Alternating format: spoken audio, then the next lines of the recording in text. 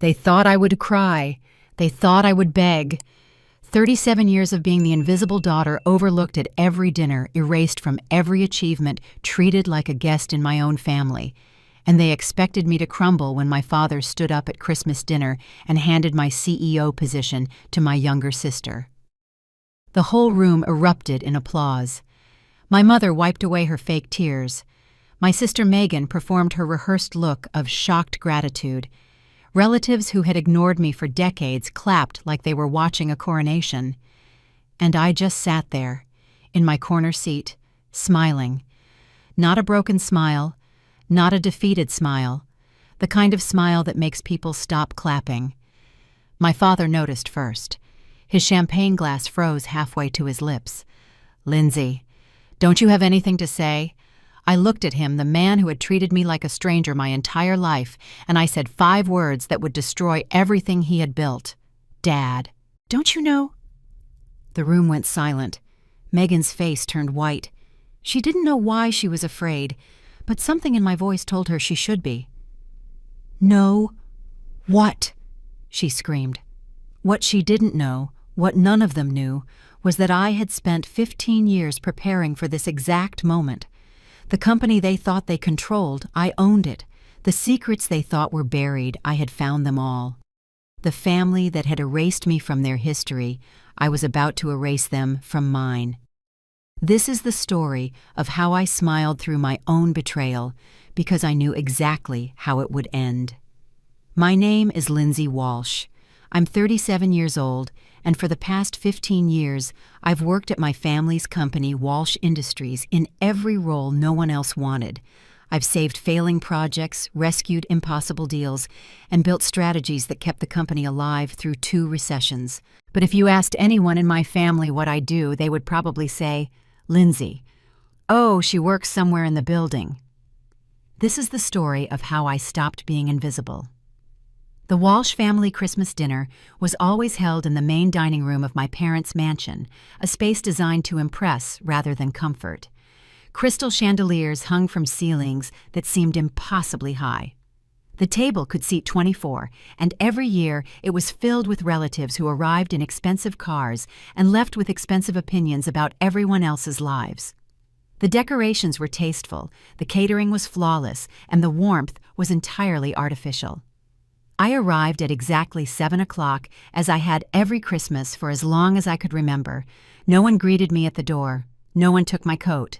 I hung it myself in the closet near the entrance, the same closet where my coat had hung alone for years, while everyone else's were handled by hired staff. When I entered the dining room, the table was already nearly full. My younger sister Megan sat at my father's right hand, laughing at something he had said. My mother sat at his left, her posture perfect, her smile practiced. Aunts, uncles, cousins, they filled the chairs in the center of the table, clustered together like they were protecting something valuable. My chair was at the corner, not quite at the table, not quite away from it, close enough to be counted in photographs, far enough to be forgotten in conversations. I sat down without a word. No one acknowledged my arrival. An aunt glanced at me briefly, the way you might notice a waiter refilling water glasses. My mother's eyes passed over me without stopping. My father didn't look up at all. This was normal. This had always been normal. I unfolded my napkin and placed it on my lap, while Megan described her recent vacation to Italy, a trip paid for by the company presented as a business development opportunity. Everyone listened with fascination. When I had closed a deal worth $12 million 3 months ago, the only acknowledgement I received was an email from accounting confirming my commission had been processed. Dinner proceeded as it always did. Courses arrived and disappeared. Conversations flowed around me like water around a stone. My cousin asked Megan about her plans for the new year. My uncle congratulated my father on the company's latest quarterly results, driven largely by a restructuring plan I had designed but presented under someone else's name.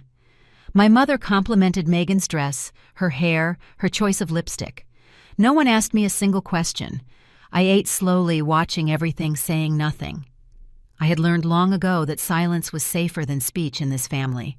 Words could be twisted, intentions could be misread, and anything I said would eventually be used as evidence that I was difficult, ungrateful, or simply not as charming as my sister. So I stayed quiet and I watched and I waited. I didn't know I was waiting for something specific until my father stood up. Richard Walsh was 71 years old, but he carried himself like a man who had never been challenged. He tapped his wine glass with a knife, and the room fell silent immediately. Even the staff stopped moving. "I have an announcement," he said, his voice carrying the authority of decades. "As many of you know, I've been thinking about the future of Walsh Industries, about succession, about legacy." My heart did not race. My hands did not tremble. I had stopped hoping for recognition from this man years ago. "After careful consideration," my father continued, "I have decided to name the next CEO of Walsh Industries." He paused for effect. He always paused for effect. "Megan." The room exploded. Not literally, of course, but the applause, the gasps of delight, the chorus of congratulations created a wall of sound that pressed against me from all sides. My mother burst into tears that looked rehearsed even from across the table. Relatives who had barely spoken to Megan all evening suddenly surrounded her with hugs and handshakes. My uncle raised his glass in a toast. And Megan, my sister, who had never stayed past 6 o'clock on a difficult project, who had presented my strategies as her own ideas in dozens of board meetings, who had built her entire reputation on work she had never actually done. Megan pressed her hand to her chest and performed the most convincing display of shocked humility I had ever witnessed. "Dad, I don't know what to say," she breathed. "This is such an honor. I promise I won't let you down." Everyone applauded again. The sound was deafening. I sat perfectly still. For a moment, just a moment, I felt the old wound open. The familiar ache of being overlooked, undervalued, erased. 15 years of work dismissed in a single sentence. A lifetime of trying to earn love from people who had decided I was worthless before I could even speak. But then the moment passed, and something else took its place. I smiled. Not a bitter smile, not a broken smile, a genuine smile, the kind that comes from knowing something no one else knows. My father noticed first. His triumphant expression flickered just slightly as he looked at me across the table. "Lindsay," he said, his tone carrying a warning I had heard 1,000 times. "Don't you have anything to say to your sister?" The room quieted. Everyone turned to look at me. The afterthought, the disappointment, the daughter who never quite measured up. They expected tears. They expected anger. They expected me to finally crack under the weight of one rejection too many. Instead, I looked directly at my father. I held his gaze without blinking. "Dad," I said softly, my voice carrying clearly in the sudden silence, "don't you know?" The words hung in the air like smoke. My father's face changed. I watched confusion replace confidence, watched something cold settle behind his eyes. "Know what?" he demanded. I didn't answer. I simply continued to smile, calm, patient, unhurried. Megan's celebration had frozen on her face.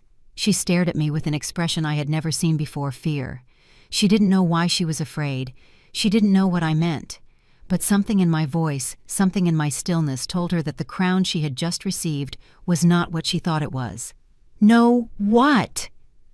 Megan's voice cracked, rising to something close to a scream. I set my napkin on the table and rose from my chair, the corner chair, the forgotten chair, the chair that had held me in place for 37 years.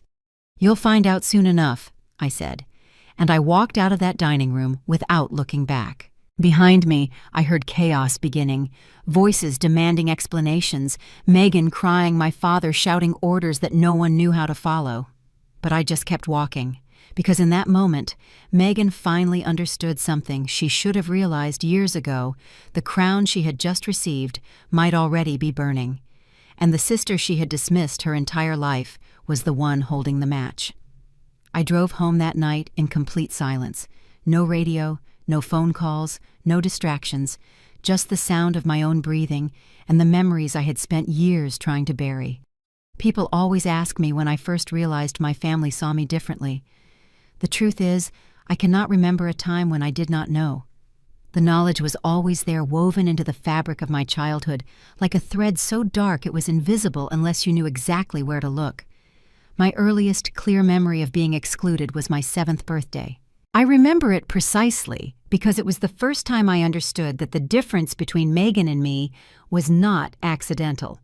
My party was held in the backyard, a small gathering with a few classmates and a homemade cake. Megan's birthday 3 months earlier had been a professionally catered event with a pony, a bounce house, and 40 guests. When I asked my mother why my party was smaller, she looked at me with an expression I would come to know well. Irritation masked as patience. "Megan is more social," she said. "You prefer quiet things. We're giving you what you want." I was 7 years old. No one had asked me what I wanted. The pattern continued through every year of my childhood. Christmas mornings where Megan's pile of presents reached her waist while mine barely covered the floor beneath the tree. Family dinners where my chair was sometimes genuinely forgotten, not moved to the corner, but simply not set at all. I would stand in the doorway while my mother sighed and told someone to squeeze in another place setting as though my presence was an inconvenience rather than an expectation. Report cards were the clearest measure of the difference between us. Megan brought home B's and C's, and my parents celebrated her effort, her improvement, her potential. I brought home straight A's, and my father would glance at the paper and set it aside without comment. Once, when I made the honor roll for the 6th consecutive semester, I overheard my mother talking to my aunt in the kitchen. "Lindsay's grades are fine," she said, "but she doesn't have Megan's personality. Intelligence isn't everything. Megan will go further because people actually like her." I was 14 years old, standing just outside the doorway, learning that excellence was worthless if it came from the wrong daughter. The comparisons were constant, and they were never subtle. "Why can't you be more like your sister?" became the background music of my adolescence. Why couldn't I smile more, talk more charm, more? Why did I always have to be so serious, so focused, so intense? Megan floated through life on a cloud of approval while I fought for every inch of ground, and somehow I was the one who was doing it wrong. But here is what my family never understood. Their rejection did not break me. It built me. Every time they dismissed my achievements, I learned to achieve for myself. Every time they ignored my presence, I learned to observe without being observed. Every time they told me I was less than Megan, I learned to become more quietly, invisibly, completely. By the time I graduated from college at 22, I had job offers from 3 major consulting firms. I turned them all down to work at Walsh Industries. My father assigned me to the Operations Recovery Division, the department where failing projects went to die. It was the most difficult, most thankless position in the company. I'm certain he expected me to fail. Instead, I thrived. Within 2 years, I had turned around 11 projects that were considered unsalvageable. I restructured supply chains, renegotiated vendor contracts, and identified inefficiencies that had been bleeding money for decades. The company's profit margin increased by 12%, and internal rumors began circulating about the ghost in operations recovery, who could fix anything. But my name never appeared on any report. Every success I created was presented under Megan's name. She had been given a position in strategic development, a department with impressive titles and minimal responsibilities.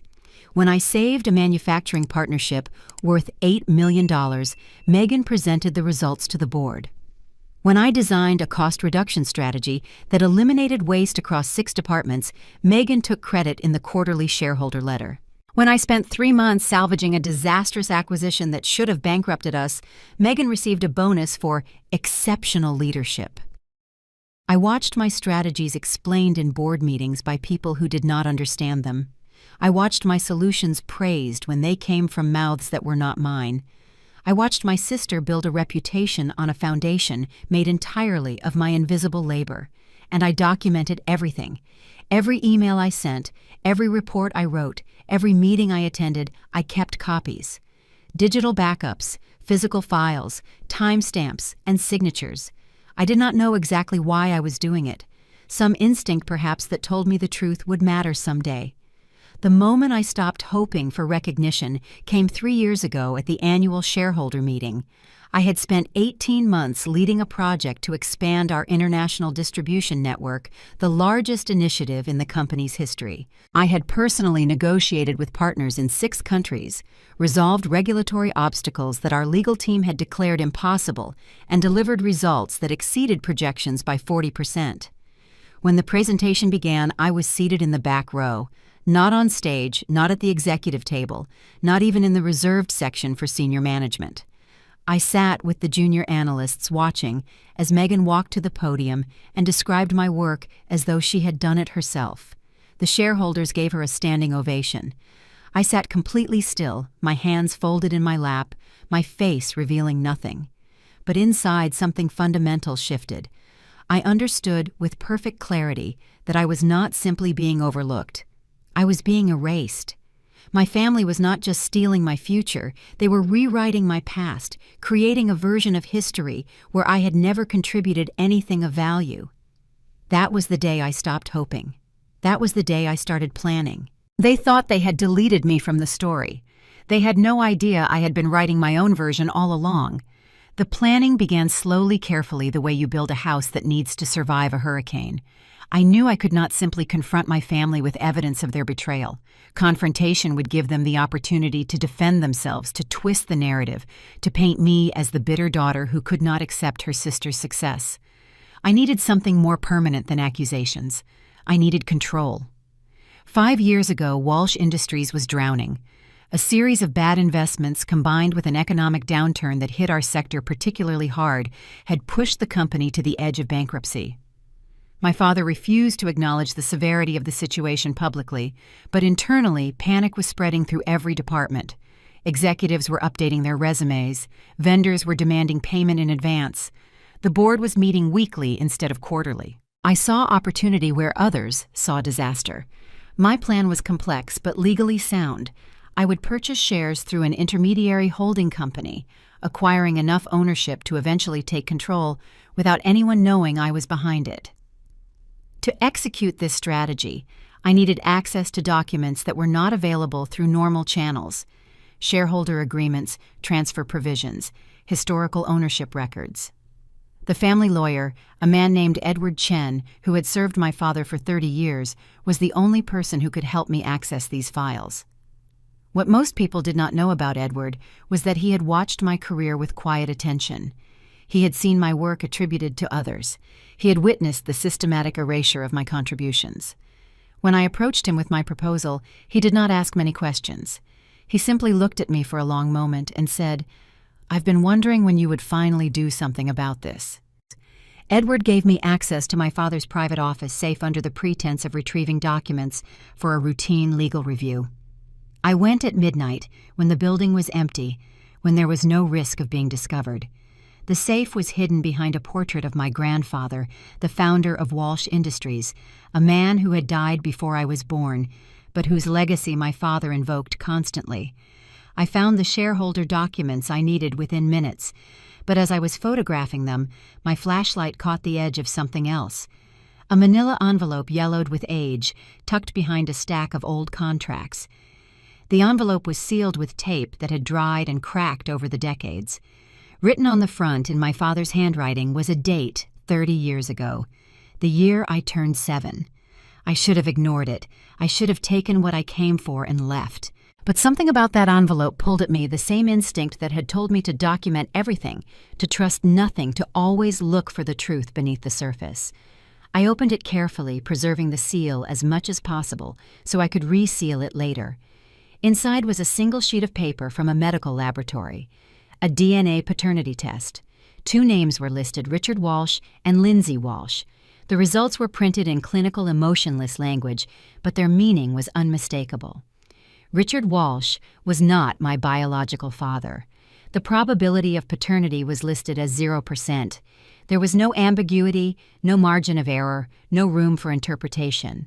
The man who had raised me, who had given me his name, who had looked at me with cold disappointment for 37 years, he had known since I was 7 years old that I was not his daughter. I sat on the floor of that office for a long time, holding the paper in my hands, reading the words over and over as if they might change. They never did. And slowly, like puzzle pieces finally falling into place, everything began to make sense. The distance, the coldness, the way he looked at me, not with the frustration of a father disappointed in his child, but with the resentment of a man reminded daily of a betrayal he could never forgive. I was not rejected because I was inadequate. I was rejected because I was evidence. Every time Richard looked at me, he saw proof that my mother had been with another man before their marriage. I was the price he paid for marrying into her family's money and connections, and he had made sure I paid for it too every single day of my life. My mother knew, she had to know, and she had let it happen. She had watched her husband punish her daughter for a sin that was not the child's to bear, and she had done nothing. She had compensated by pouring all of her affection into Megan, the legitimate daughter, the real Walsh, the one who deserved love. I understood now why no amount of achievement had ever been enough. I could have cured cancer, and my father would have found a way to credit Megan. I was never competing for his approval. I was fighting a battle that had been lost before I was old enough to understand it existed. The realization should have destroyed me. It should have sent me spiraling into grief, into rage, into the kind of emotional collapse my family had always expected from me. Instead, I laughed. It started as a small sound barely audible in the empty office, but it grew until I was sitting on the floor at midnight laughing at the absurdity of 37 years spent trying to earn love from a man who was biologically and emotionally incapable of giving it to me. I had been running a race with no finish line, climbing a ladder with no top, pouring water into a bucket with no bottom. And now I was free. I owed this family nothing. Not loyalty, not gratitude, not the moral hesitation that had slowed my planning for years. Richard Walsh was not my father. Margaret Walsh had sacrificed me to protect her marriage. Megan Walsh had built her entire identity on my stolen labor. They were not my family. They were obstacles. I photographed the DNA results carefully from multiple angles, ensuring every word was legible. Then I returned the document to its envelope, resealed it as best I could, and placed it exactly where I had found it.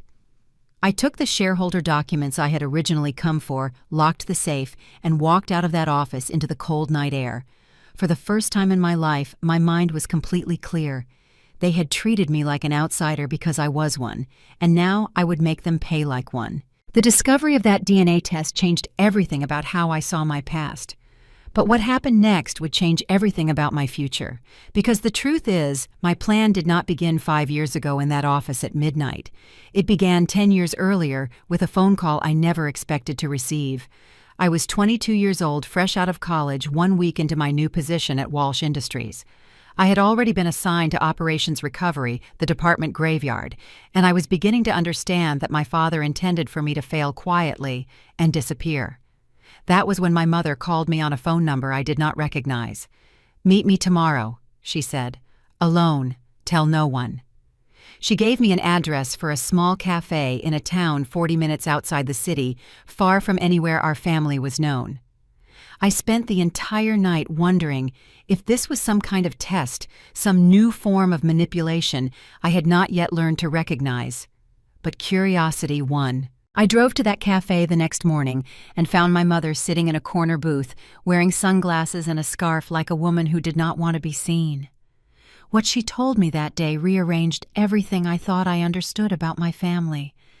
"Your father will never give you anything," Margaret said, her voice barely above a whisper. "He has made that decision and nothing you do will change it.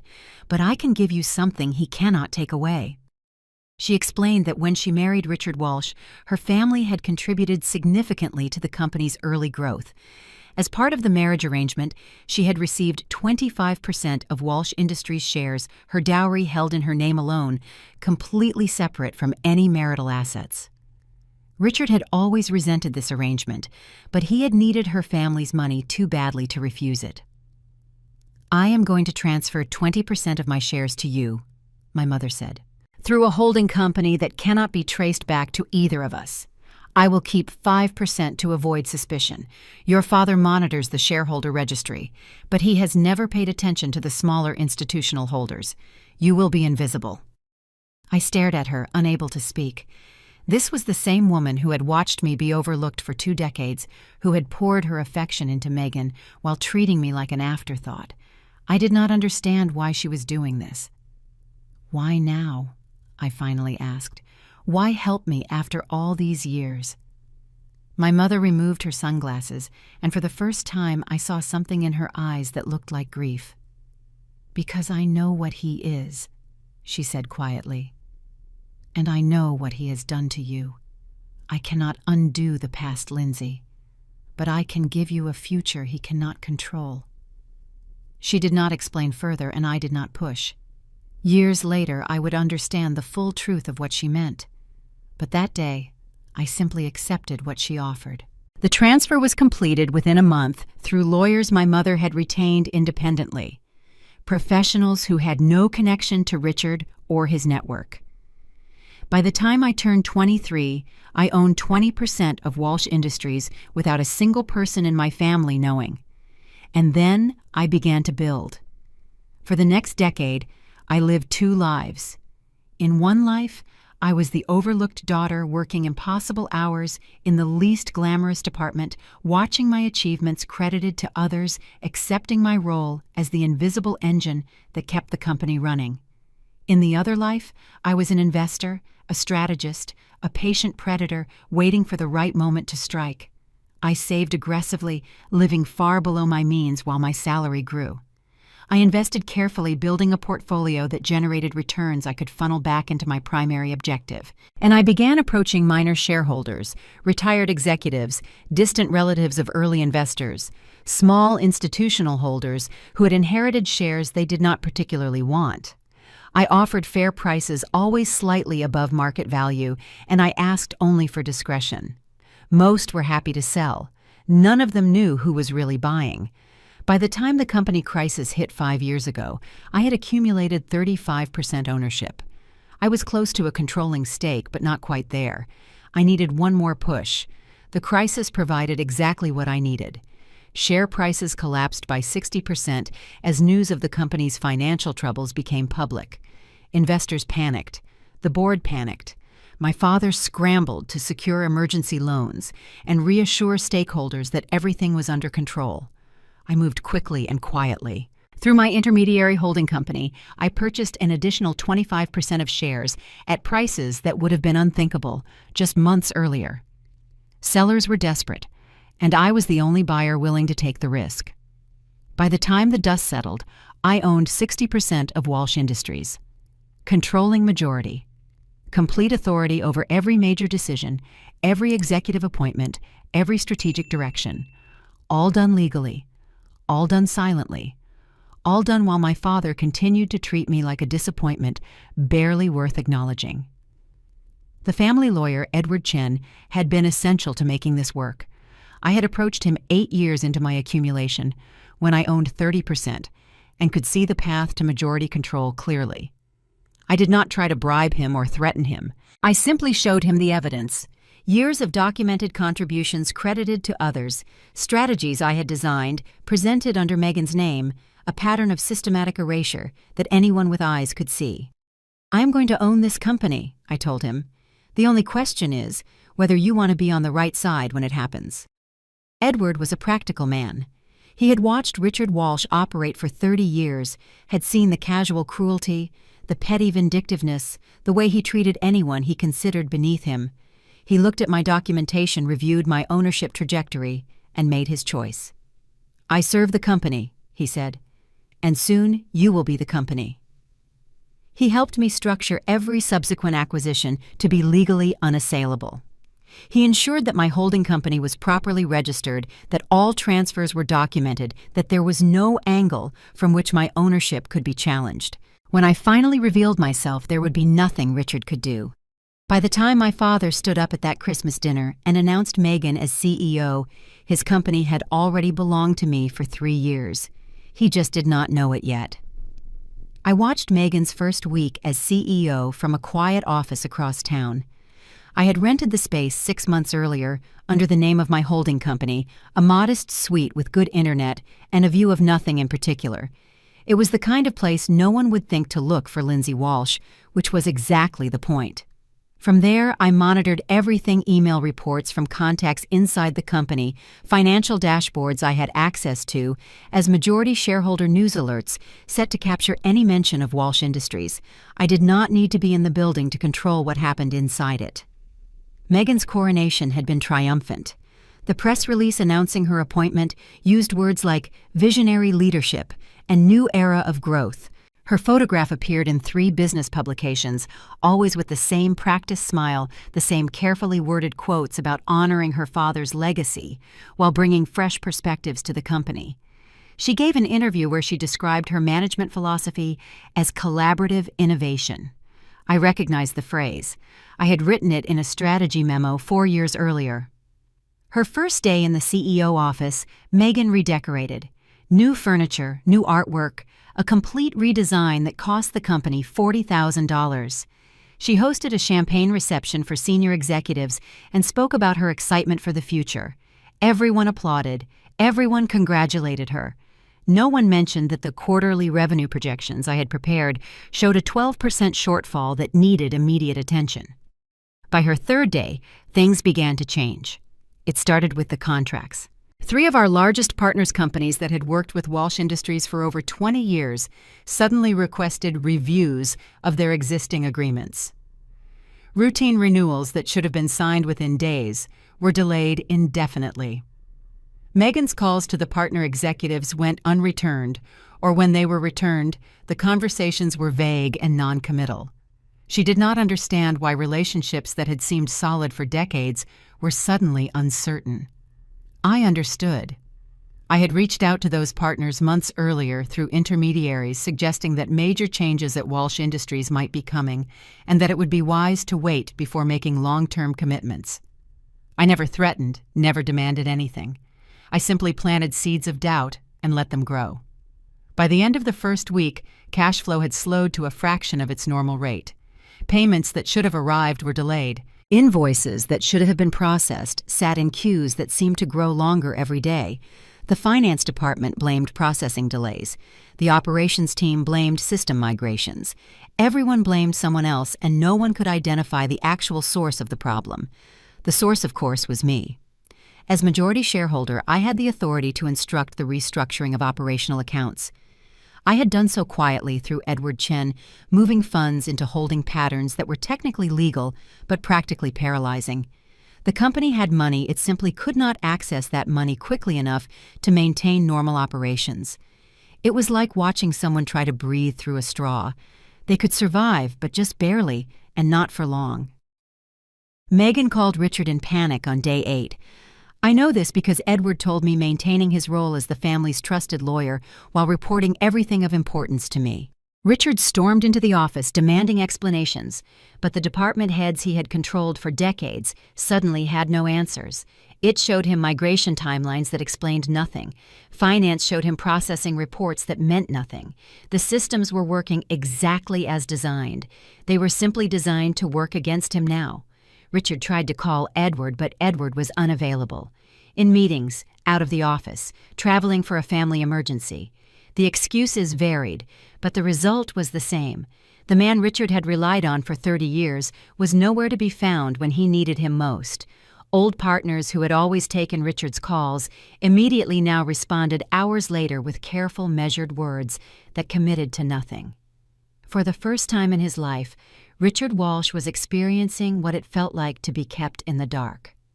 He had built his career on controlling information, controlling people, controlling every variable that mattered. Now the variables were moving without his permission, and he could not even identify who was moving them.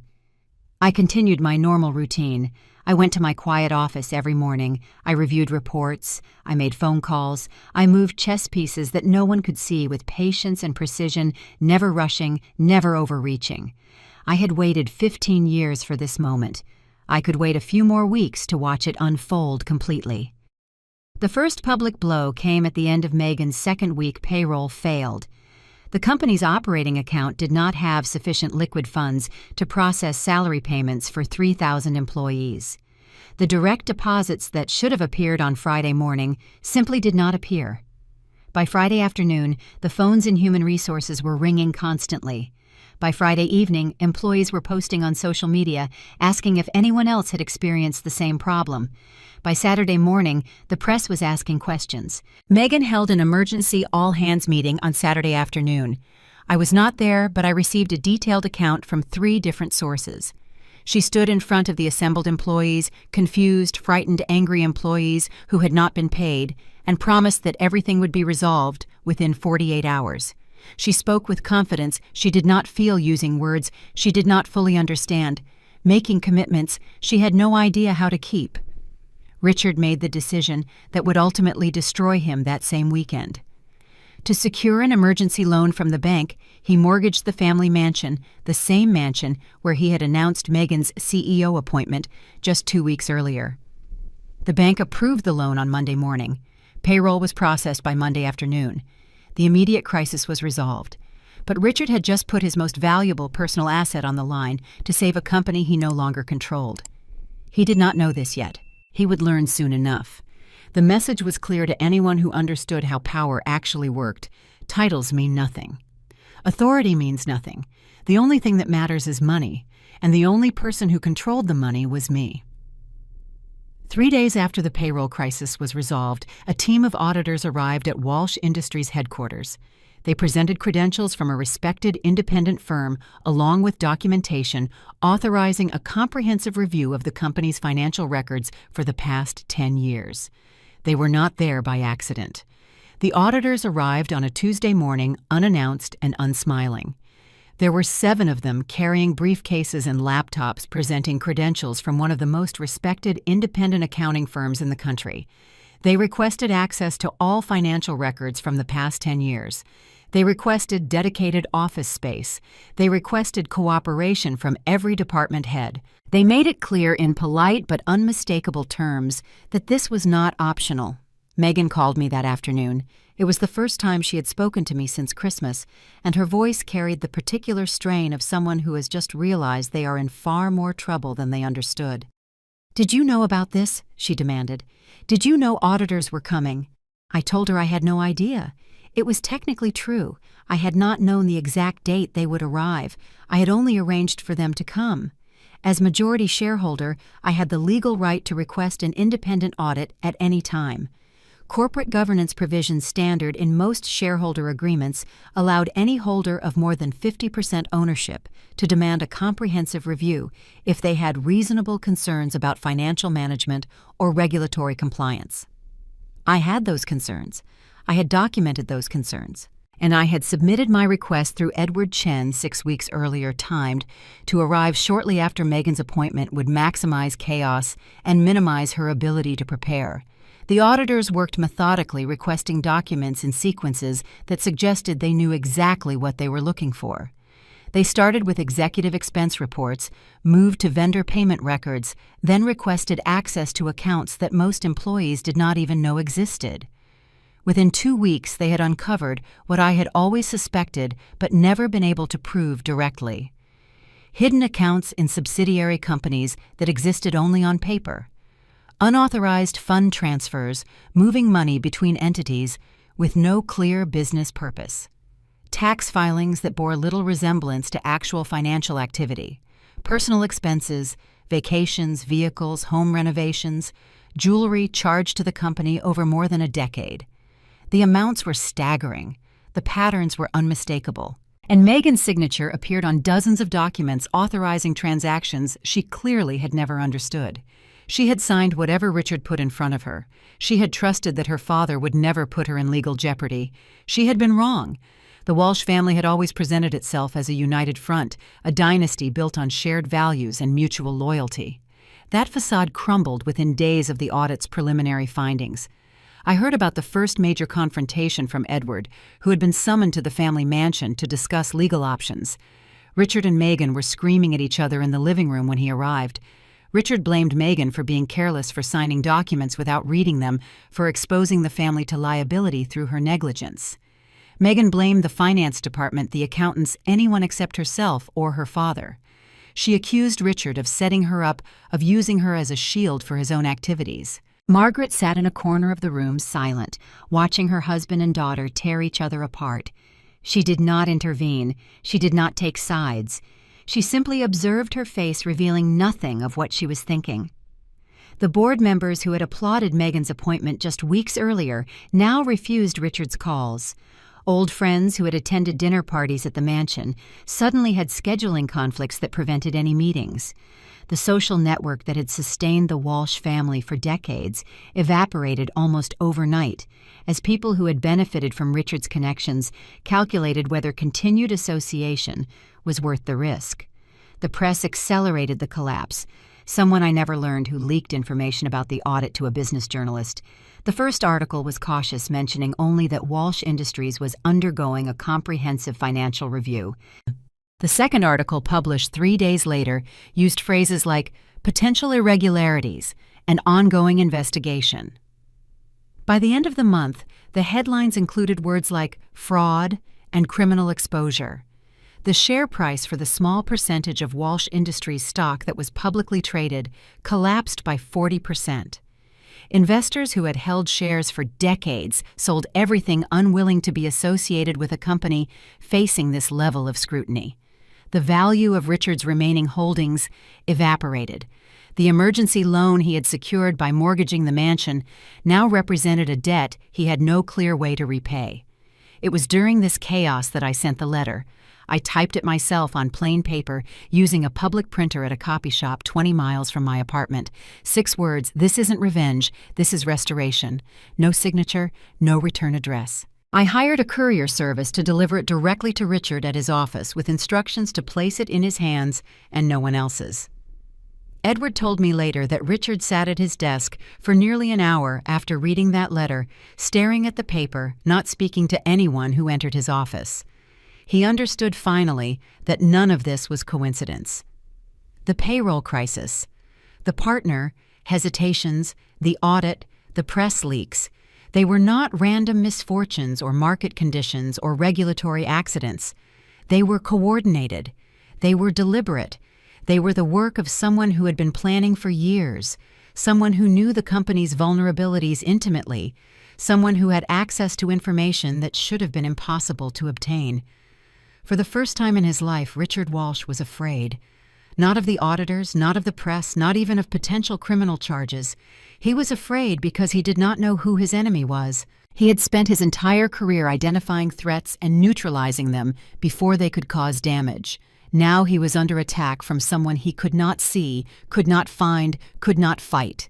He suspected competitors. He suspected disgruntled former employees. He suspected board members who might have turned against him. He reviewed every relationship, every conflict, every person he had wronged over the decades. He never suspected me. The invisible daughter, the one he had dismissed so completely that she had ceased to exist in his calculations of who might be capable of destroying him. The war was not just financial anymore. It was personal. And Richard was only beginning to understand who he had been fighting against all along. Megan found me 3 weeks after the audit began. I do not know how she obtained the address of my office. Perhaps she hired someone to follow me. Perhaps she pressured Edward. Perhaps she simply searched until she found something. It did not matter. I had been expecting her. She arrived without announcement, pushing past my assistant and throwing open the door to my private office like she still had the right to enter any room she chose. Her appearance shocked me, though I did not let it show. The polished, confident sister, who had accepted the CEO position with rehearsed humility just weeks earlier, was gone. In her place stood a woman with dark circles under her eyes, wrinkled clothing, and the particular desperation of someone who has realized too late that they are drowning.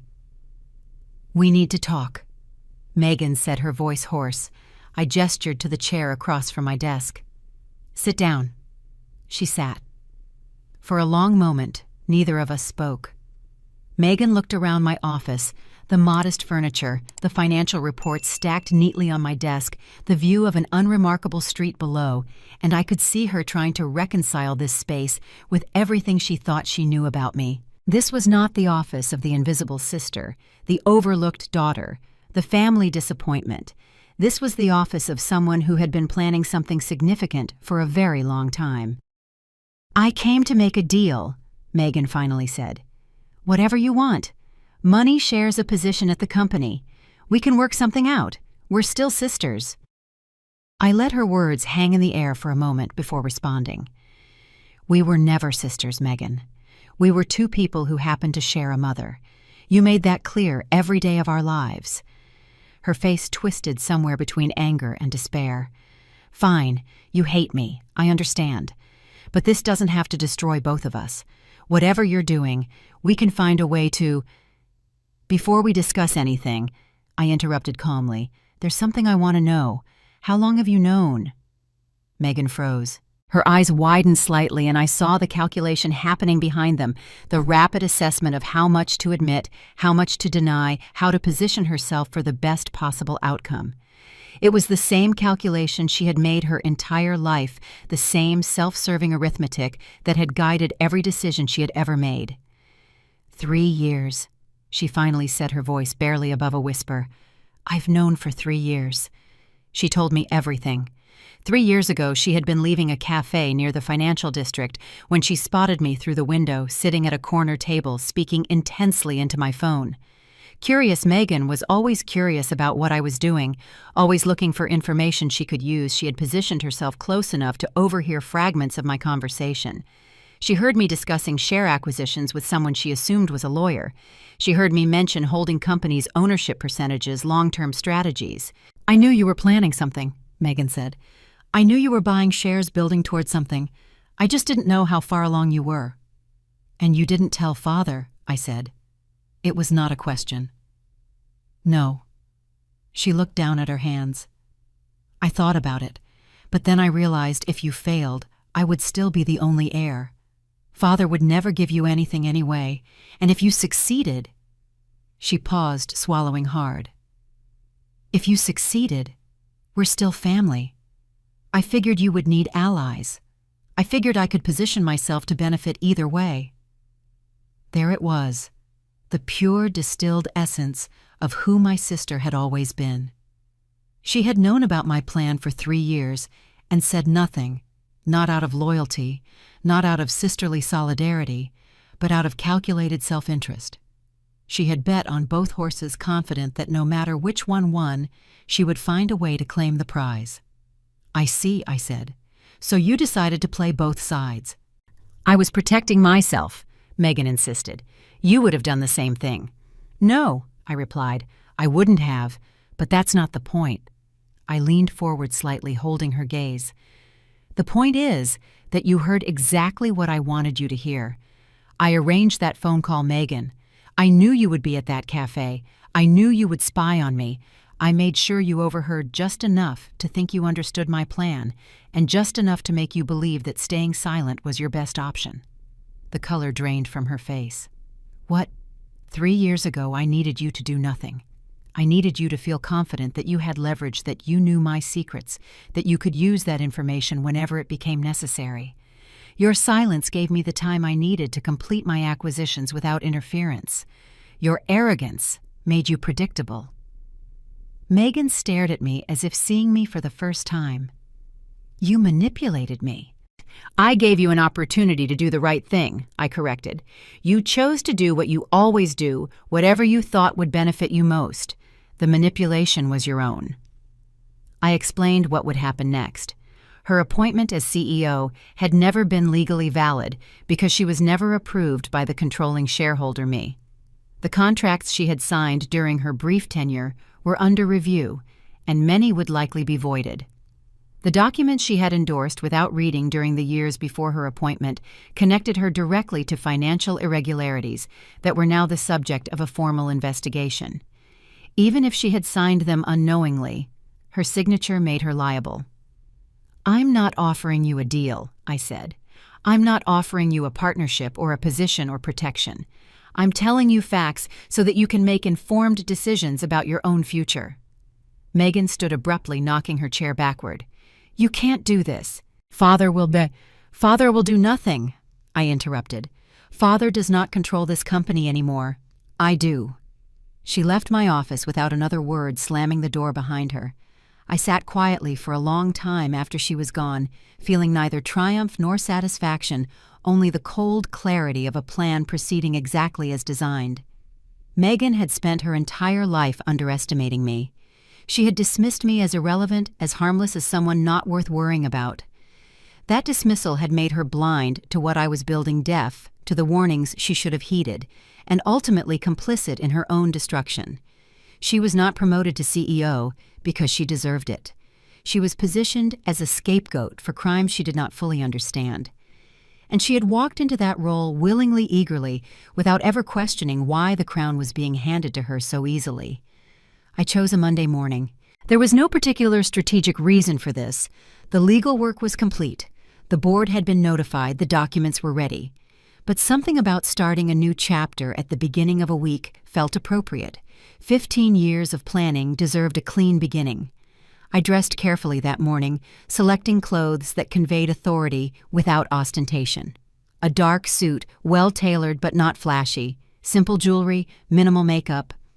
I wanted to look like someone who had earned her position through competence, not someone who needed external validation to feel powerful. When I looked in the mirror, I saw a woman I barely recognized, not because I had changed, but because I was finally allowing myself to be seen. The drive to Walsh Industries headquarters took 20 minutes. I had made this drive hundreds of times over the years, always arriving early, always parking in the back lot, always entering through the side door that employees used to avoid the executive entrance. Today, I drove to the main entrance and handed my keys to the valet, who had never once acknowledged my existence in 15 years of employment. "Good morning, Ms. Walsh," he said. He knew. Somehow he already knew. I walked through the front doors of the building I had helped save dozens of times, the building where my strategies had been presented under other people's names, the building where I had been systematically erased from every success I created. The lobby was full of employees arriving for their morning shifts, checking phones, carrying coffee, moving through the routines that defined their days. And then something extraordinary happened. People stopped. One by one, employees noticed me walking through the lobby, not toward the side elevator I always used, but straight toward the executive elevator bank at the center of the building. A young woman from the operations department, someone I had mentored informally for years, was the first to stand. She simply rose from the bench where she had been sitting, her face showing no surprise, only recognition. Others followed. A manager from finance who had watched me solve problems his superiors could not understand. An engineer who had come to me quietly years ago when her ideas were being stolen by her supervisor. A security guard who had always held the side door open for me with a knowing nod. They stood as I passed, not in surprise, not in confusion, but in acknowledgement of something they had known long before this moment. The informal networks of any company carry information that never appears in official communications. The workers who actually ran daily operations, who fixed problems at midnight, who covered for incompetent executives who kept projects alive through sheer determination, had always known who really solved the difficult questions. They had watched me work for 15 years. They had seen my ideas, appropriated my contributions, erased my presence, diminished. And they had been waiting. I nodded to them as I walked, acknowledging their acknowledgement, feeling something I had not expected: gratitude. Not for their loyalty to me personally, but for their recognition that competence mattered, that truth mattered, that the people who did the real work deserved to be seen. The executive elevator required a key card. Mine had been deactivated years ago, restricted to lower floors only, but Edward Chen was waiting for me at the elevator bank, and he handed me a new card without a word. It opened every door in the building. The board meeting was scheduled for 9 o'clock. I arrived at 8:45, entering the executive conference room before anyone else.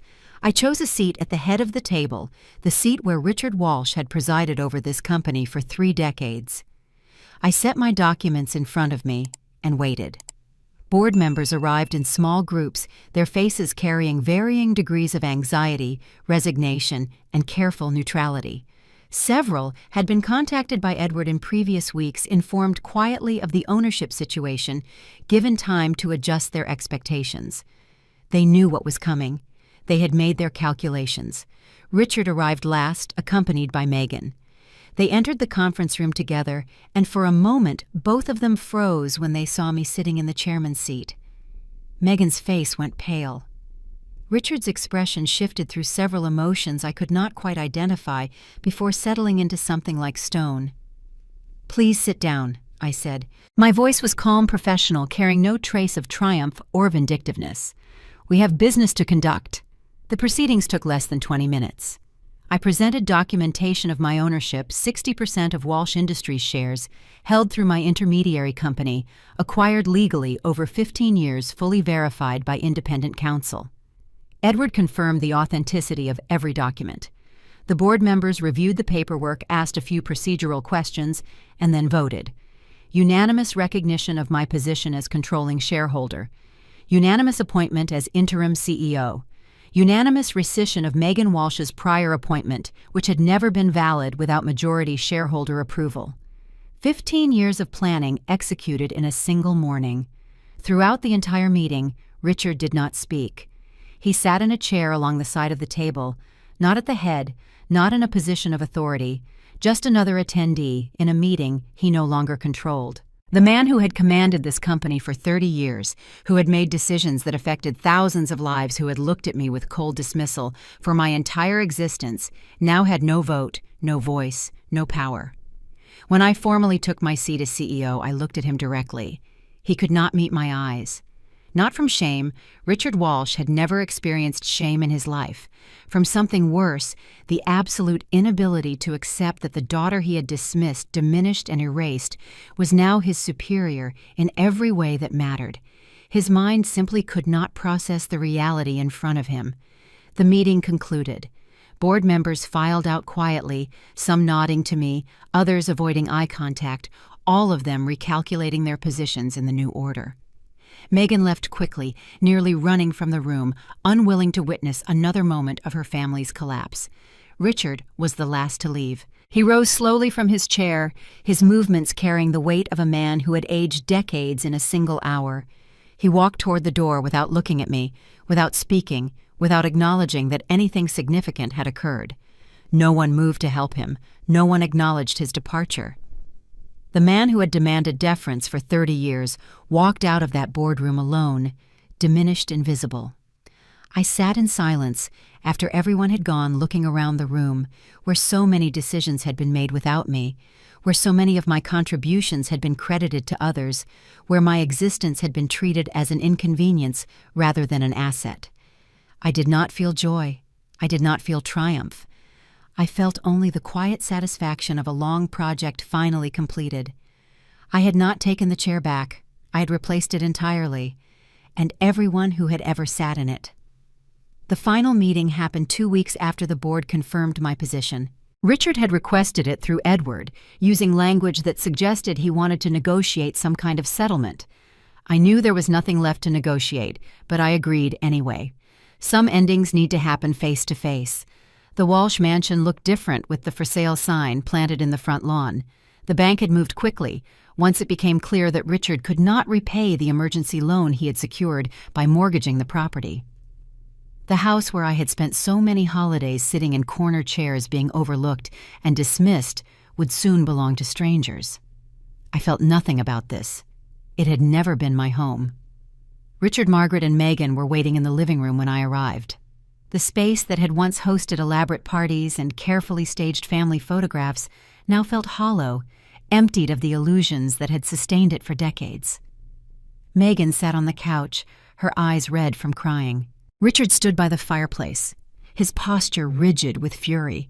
He was barely containing. "You destroyed this family," he said as soon as I entered.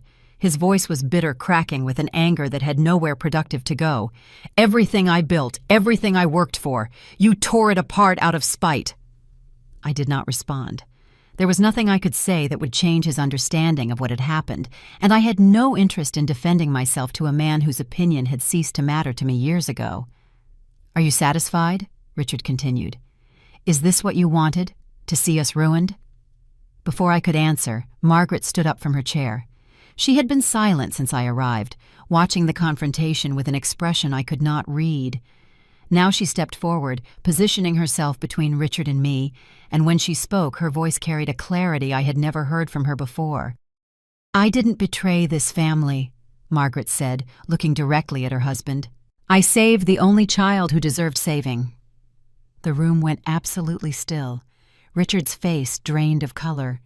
Megan stopped crying, staring at her mother with confusion that slowly transformed into horror. Margaret turned to face all of us, And then she told the truth. 15 years ago, she had approached me secretly because she knew Richard would never give his non-biological daughter anything. The share transfer was only the beginning. Over the years that followed, Margaret had fed me information I could never have obtained on my own board meeting agendas, Richard's strategic plans, Megan's movements, and vulnerabilities. She had been my source inside the family, passing intelligence through methods we had established during that first meeting at the distant cafe. "The letters," I said quietly. "The birthday letters." Margaret nodded, her eyes filling with tears. "I see you. Keep going." Every year on my birthday, I had received an anonymous letter with those 5 words. No signature, no return address, just that simple message that had sustained me through some of the darkest moments of my planning. I had never known who sent them. I had assumed it was someone at the company who had noticed my work, someone who wanted me to know that my efforts were not entirely invisible. It had been my mother. All along, it had been my mother. "Every harsh word I said to you in front of him," Margaret continued, her voice breaking. "Every time I ignored you at family gatherings, every moment I treated you like you didn't matter, it was cover. If Richard suspected I was helping you, everything would have collapsed. I had to make him believe I had abandoned you completely." She wiped her eyes with the back of her hand. "It broke my heart. Every single day it broke my heart." Richard stared at his wife as if seeing a stranger. The woman he had controlled and dismissed for 30 years, the woman he had assumed was too weak and compliant to challenge him, had been working against him the entire time. His marriage, like his company, had been an illusion he never thought to question. Megan looked between her parents with an expression of dawning understanding. Her mother had not loved Lindsay less, she had simply loved her differently in the only way that circumstances allowed. The favoritism Megan had enjoyed her entire life was not evidence of greater love. It was evidence of easier love, love that could be expressed publicly without risk. I looked at my mother. For the first time in 15 years, we could acknowledge each other without pretense. Her eyes were wet, mine were dry. But I nodded, and that nod contained everything I could not say aloud: gratitude, understanding, and the closure of a wound that had been open for 30 years. The family did not fall apart that day. It simply stopped pretending it had ever been whole. 1 year later, I sat in my corner office on the 42nd floor watching the sun set over a city that had once seemed so indifferent to my existence. The view was magnificent, a reward I had never sought, but had certainly earned. Below me, the streets moved with their usual rhythm, filled with people living their own stories, fighting their own battles, building their own futures. I wondered sometimes how many of them were invisible in their own families, overlooked in their own companies, waiting for their moment to step into the light. The consequences of that Christmas dinner had fully materialized by then. Richard Walsh lived in a small apartment on the outskirts of the city, surviving on a modest pension from retirement accounts I had chosen not to touch. Not out of mercy, I felt no obligation to show mercy to a man who had shown me none. Out of indifference, he simply was not worth the effort of complete destruction. His social standing had evaporated entirely. The friends who had attended his parties and praised his leadership had disappeared the moment his power vanished. No one returned his calls. No one invited him to dinners. The man who had commanded respect for decades now commanded nothing but the silence of an empty apartment. Megan had moved across the country, taking a position at a small consulting firm where no one knew she had once been announced as CEO of a major corporation. Her credit cards had been declined too many times to count during the months after the collapse. The lifestyle she had enjoyed her entire life, the vacations, the designer clothes, the assumption that money would always be available, had disappeared overnight. I heard through occasional reports that she was rebuilding, slowly learning for the first time what it meant to earn something rather than receive it. Perhaps that experience would make her a better person. Perhaps not. I no longer cared enough to find out. The name Walsh was no longer associated with power and prestige. It was associated with scandal, fraud, and spectacular downfall. The family that had erased me from their history had been erased from relevance. Walsh Industries had been renamed Walsh Lindsay Group 6 months after I took control. Under my leadership, the company did not merely recover from its crisis, it tripled in growth within 12 months. I kept every employee who had been loyal during the dark years, the ones who had stood in that lobby as I walked through the ones who had known the truth long before it became public. I personally promoted those who had helped me quietly, recognizing their contributions in ways that my predecessors never had. The company culture transformed completely: merit over politics, transparency over favoritism, competence over connections. A business magazine put me on their cover with the headline, "The Daughter Who Bought Her Freedom." In the interview, they asked me about my family, about the collapse, about what I wanted people to understand from my story. I gave them only one quote worth remembering: "I built what I deserved. Everyone gets what they deserve eventually." It was the most devastating statement I could have made, and I made it with a smile.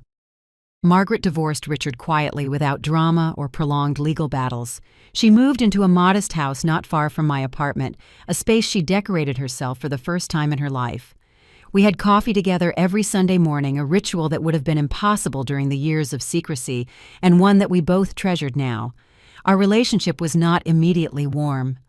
Too many years of necessary distance had taken their toll. But we were building something new, something honest, something that did not require performance or protection. On my 38th birthday, Margaret gave me a box. Inside were photographs she had secretly kept for decades. My college graduation, my first day at Walsh Industries, moments of achievement she had witnessed from afar, but could never celebrate publicly. She had been there watching, documenting, preserving evidence of a daughter the rest of the family had tried to erase. I looked through those photographs, slowly seeing my own history through my mother's hidden eyes. I still did not cry. But when I hugged her, it was the first genuine embrace we had shared since I was a child, and it lasted longer than either of us expected. I never married. I never felt the need. The validation I had once craved from others, from my father, from my family, from a world that seemed determined to overlook me, no longer held any power over my choices. I had built my empire from the ashes of rejection, transformed pain into power, silence into strategy, abandonment into independence. The girl who had been erased from her family's history had written her own story. They gave me nothing. So I built everything. And in the end, that was the only inheritance I ever needed. If Lindsay's story moved you, I would love to hear your thoughts. Drop a comment below and tell me, have you ever been underestimated by someone who later regretted it? Or maybe you are still waiting for your moment to prove them wrong. Either way, your story matters, and I want to hear it. If you enjoyed this video, please hit that subscribe button and turn on notifications so you never miss another story like this one. Every week, I bring you powerful tales of resilience, revenge, and redemption that will keep you on the edge of your seat. And remember Lindsay's words, everyone gets what they deserve eventually. Sometimes karma takes 15 years. Sometimes it takes longer, but it always arrives. Thank you for watching until the end. I will see you in the next story.